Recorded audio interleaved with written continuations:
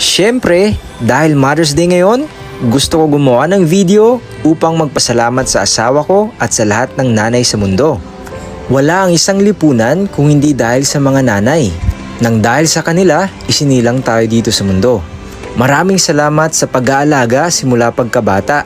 Maraming salamat sa hindi matatawarang puyat, pagod sa pagpapatulog ng mga anak gabi-gabi.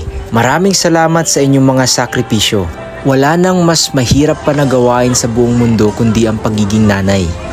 Baliwala doon ang OT ko sa work na 2 to 3 hours dahil ikaw 24 hours na nag-aalaga at nagbabantay sa mga anak natin.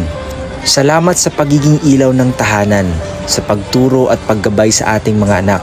Because of you, our house became home. Salamat sa patience and understanding. Salamat sa support.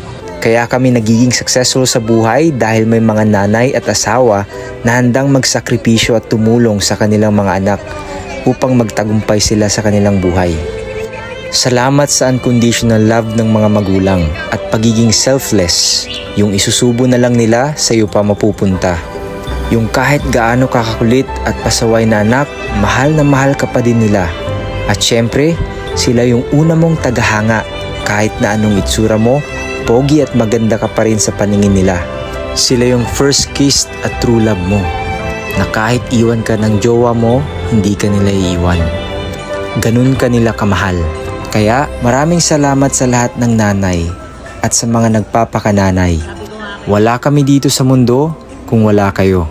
Maraming salamat sa di matatawarang pagod, sakripisyo, pagmamahal, pag-uunawa, pagtuturo sa mga payo at gabay.